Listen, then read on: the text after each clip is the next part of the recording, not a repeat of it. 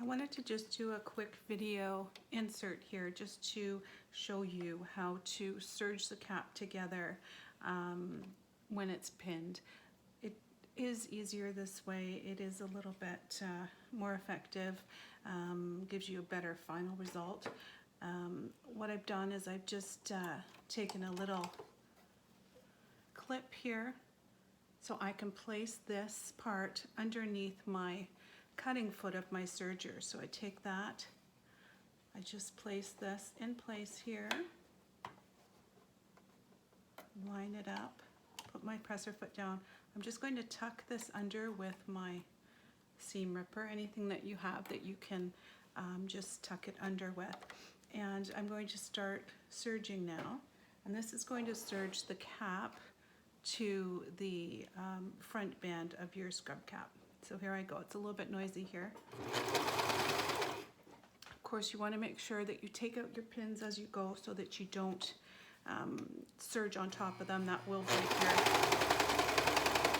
break your serger.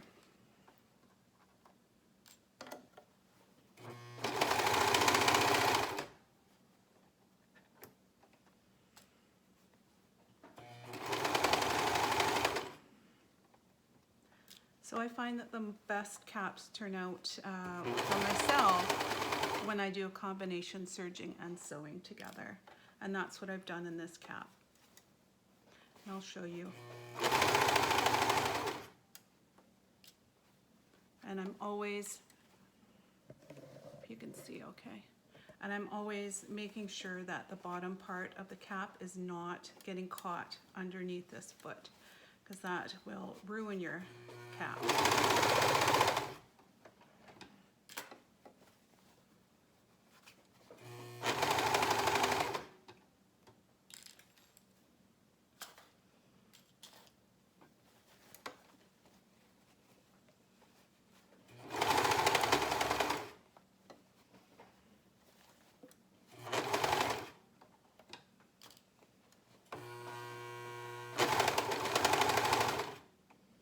Just going slow and steady here.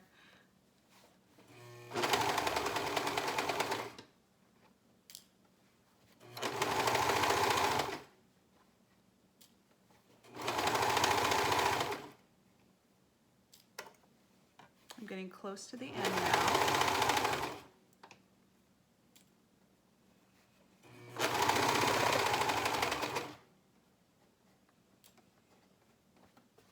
And as I get to the end, I'm just going to serge and then merge my way off here.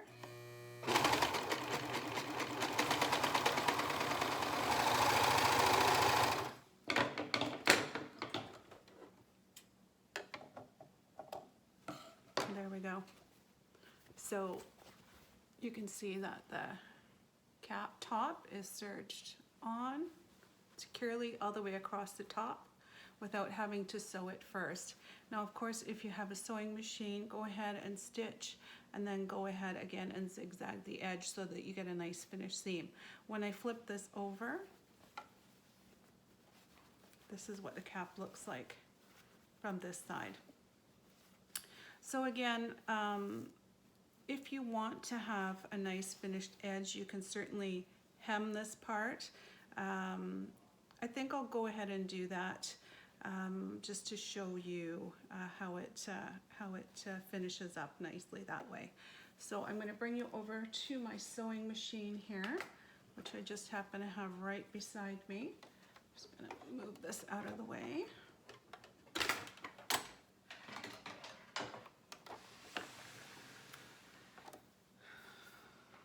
I'll move this over.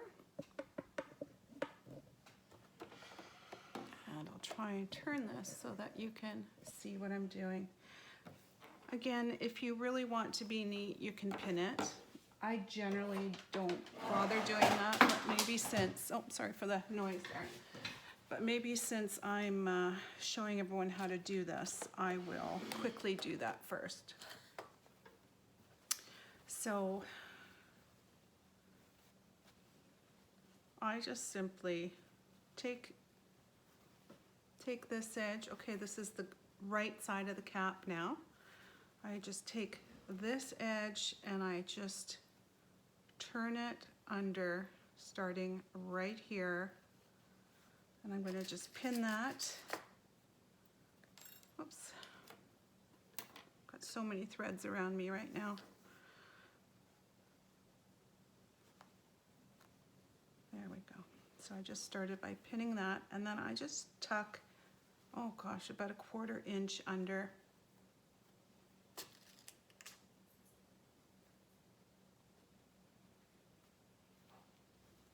All the way across. And this is going to be the bottom part where your ponytail or your bun or no hair at all. I mean, these are unisex caps, so anyone can wear them. But this is where that part would be. It's just right above the ties.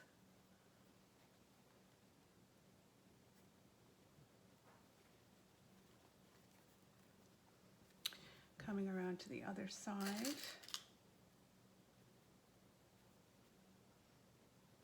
So again, this is a single layer cap.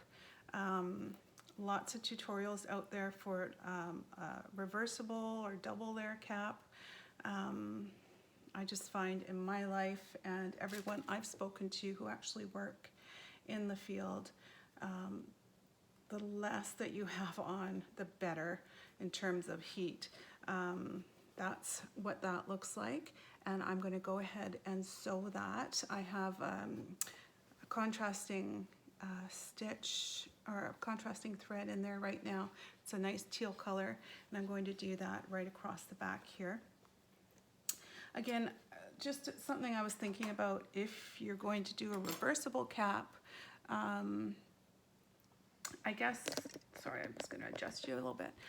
If you're going to do a reversible cap, you've got to do almost as much work. So to be honest, in my opinion, I'd rather just make 2 caps, and then you just don't have to wash it to wear it again. You'll have 2 caps versus having a reversible one. You wear one day, you still have to wash it to wear the other side another day. So yeah, I just think 2 caps in the real world are ideal. Just my opinion, everybody's different. Okay, I'm gonna put you back down again. Sorry, I've got to stop giving you my palm here.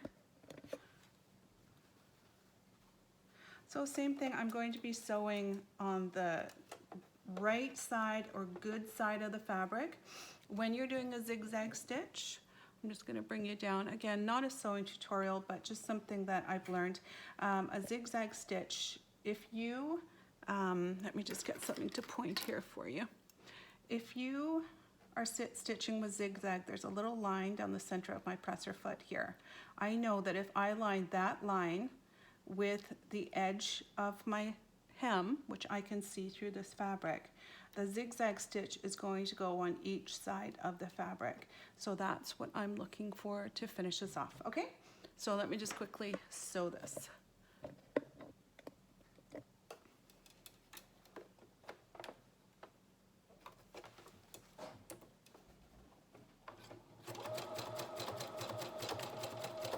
Just a little back stitch to make sure the hem stays in place. I'm just going to take out the pins as I go. Feel free to speed up your video for this point if you want to.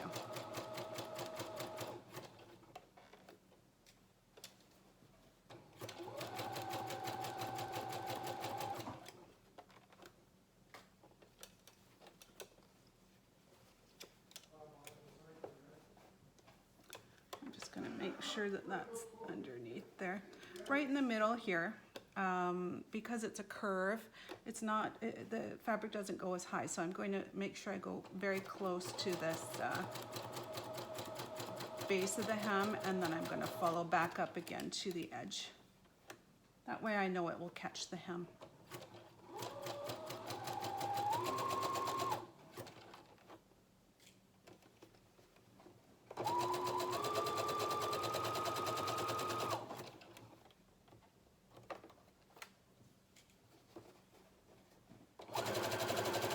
Now, because this this tie and hat and cap cap, hat, cat, pap, who knows, are all together. There's going to be a lot of stress on the connection between the cap and the strap here. Okay, so what I like to do is I go back and forth with a zigzag stitch to reinforce that strength. So I'm just going to now back up, okay, and go forward again, and back up and forward, and cut. All right, so this looks a little bit wonky here, but when you're wearing it, no one's going to notice. Oh, can you see? So that's what that looks like. Oh, and look at that. I didn't catch the edge here. So there you go. I was, when I went off a little bit, I didn't catch the edge. So I will just go ahead and restitch that area there. But let me show you. Here I am. I'm going to just throw this on quick. Sorry, there's some glare behind me.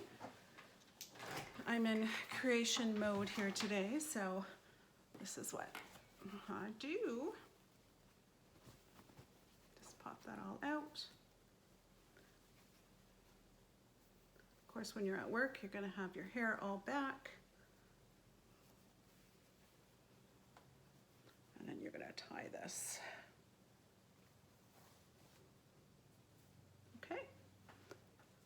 And if you find this is too long, you can always churn it up on the corner, on the edge.